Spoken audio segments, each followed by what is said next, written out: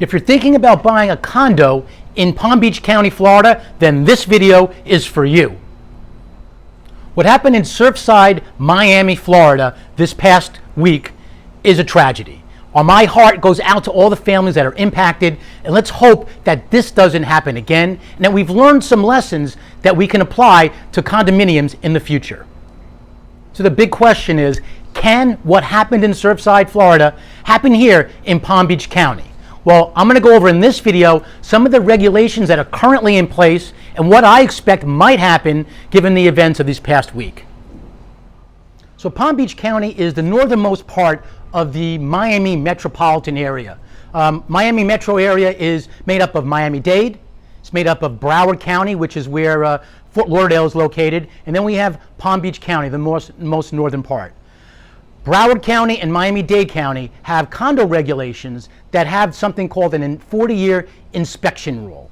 So we'll talk a little bit more in depth about that, but believe it or not, Palm Beach County has no such regulation as such, which I believe after the events in the last week with the condos down in Miami, that Palm Beach County will adopt some sort of regulation. I also believe what will happen is in the coming months, weeks, there will be tightening of these regulations. Let me tell you a little bit about what the 40-year inspection regulation looks like. In Broward County and in Miami-Dade County, once a condo is 40 years plus, or actually they even start looking at it ahead of the 40-year anniversary, they'll do a full inspection to see if the condo is safe. So believe it or not, the Champlain Towers are exactly 40 years. It was built in 1981, and they did have an inspection in 2018. So the inspection did find some faults, such as the roof and some concrete and structural problems, and they had been addressing it. So having said that, obviously it was not enough, and there are other factors that they're still investigating, but they do have those regulations, and every 40 years, before the 40-year mark, a condo is meant to go up to have these inspections. Every 10 years after that, every 10 years, they have another inspection. So that's what we have currently in place. My suspicion is, going forward, that 40-year rule is going to become 30 years. My suspicion is in Palm Beach County, where we do not have that rule, we will get that rule, just because of the events that took place these past couple of weeks.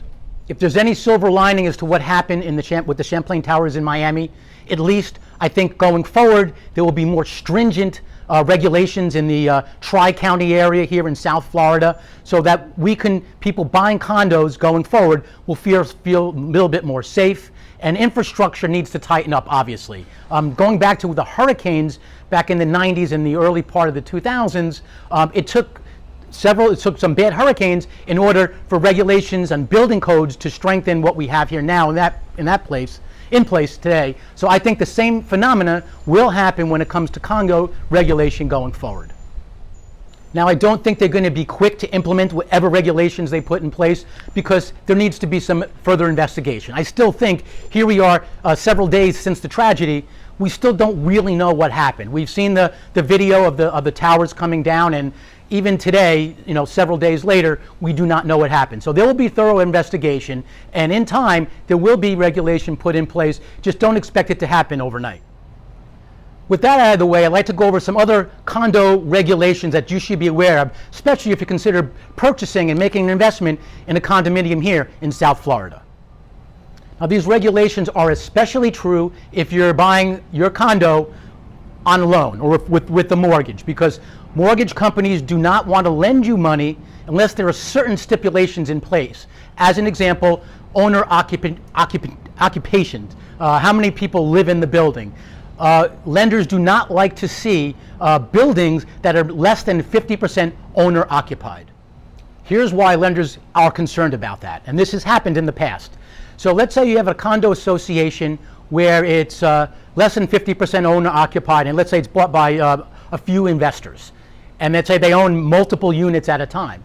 They can basically call the rules going forward. They can get on the board, the board of directors of the condo association, and they can make a special assessment, and they could basically make it encourage people to go from a condo into rentals, and they can pretty much do anything. So this is not something that the lender feels very comfortable. They would like to see the people living in the condo being primary residents and being full-time residents especially. And as an example, the condo association can vote in a special assessment, they can vote in a capital contribution, things that as such that will hurt the values of their investment. Another thing a lender is going to be concerned about is how well funded the association is. They're going to want to see reserves. So a condo association will charge fees in order to fund the interests of the association. Things such as insurance, if there's an event such as a hurricane or a major storm, they have the funds in order to pay for such an event. As an example, here in Wellington, Florida, going back over 15 years, there was a new community here at the time, Olympia, that just started up. They had two significant hurricanes that came through in 2004, and the plantings were just plantings, that the palm trees and all the stuff that they planted had just been planted, and they got trashed. So they had to go back and replant all that. So how did they fund it if they don't have the funds? Well, you got it. It's through a special assessment, and the owners, the few that were in there at the time, they got hit with that special assessment. So lenders are very cognizant and wary about associations that do not have sufficient reserves to cover events as such. So what is a common benchmark that the lender is going to look for when it comes to association? Well, they're going to look for the amount of reserves and the percentage of reserves. And one of the thresholds a lot of them use is 10%. In their mind, if they have at least 10% of their budget in reserves, that'll give them the ability to pay for such an not unlikely, but in the event of something like a hurricane or a flood or something to that. They want to make sure that the association is financially sound to make an investment, because remember, they're lending the buyer the money for this, so to them, it's also an investment. So they want to make sure the association is well funded. So let's say, hypothetically speaking, an association is not funded enough and they have a significant event happen. What are their options? Basically, there's two options that they can do. They could have a special assessment, which happens in a lot of cases. So what they'll do is all the existing homeowners, or condo owners, I should say, they'll be hit with a bill in addition to their condominium association fees that they pay every month or every quarter. They'll get a special one that might be, I don't know, can be anywhere from $1,000 to $10,000, who knows. They want to rebuild the clubhouse. That's something that can potentially happen. So that's one way they deal with it. Another way of dealing with it, which I think they think it's easier, the people that the existing homeowners or condo owners think, is through a capital contribution. What that means is that all the new buyers of the condos will have to contribute, let's call it $3,000 at closing or $5,000 at closing. So the existing owners feel that they're not paying for it, just the new owners are paying for it. But the truth is, the existing owners are paying for it, because what that does is, if there's a barrier of entry of an additional, let's call it $5,000 to get into that association, that is going to dampen prices throughout the whole condo association. So that's how they deal with it. There's a couple ways, either through special assessments or condo or capital contributions. The best case is to have a well-funded condo association. You need to be aware of this as well. Lots of times there are certain minimum requirements that you have to put down as a down payment. Now, that can be because of the lenders requiring it. It can be because the condo association requires it. So lots of times you'll see condo associations that, in order to get in and to buy in, they'll demand that you put down at least 25%. I see that a lot. That's common. I've even seen some associations that will only take cash. If an association is in poor shape financially, they might potentially ask the new buyers to put down 100%, just so that their investment is secure. So watch out for that. So if you're buying a condo, you need to ask those questions. How much money do I need to put down? It's especially true if you're working with a VA loan. One of the benefits of a veteran's loan is that you can buy a home with little to nothing down.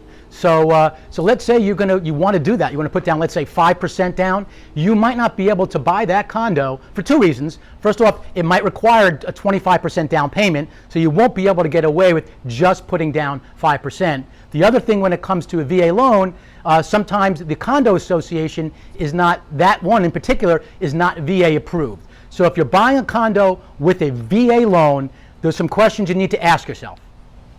When it comes to condos here in Palm Beach County, I literally just scratched the surface. There's much more that you need to know when buying a condominium here in Palm Beach County. But I wanted to lay some of the basis down, especially given the conversation these days down here in South Florida is revolving around what happened with the Champlain Towers.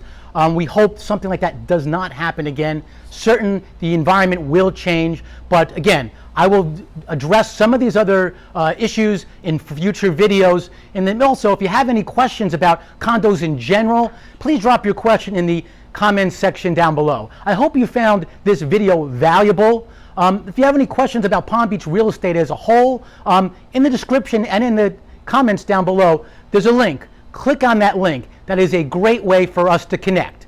Now in a second, you're going to see a couple things pop up. Over here, you're going to see a circle with my face in it. If you haven't already subscribed, that is a great way to subscribe to my channel. And over here, you're going to see a video. This is a video of West Palm Beach. This is downtown West Palm Beach, the biggest city in Palm Beach County. In fact, it's one of the centers where we do have condominiums. I hope you get a chance to check that one out. And I look forward to seeing you all on the next one.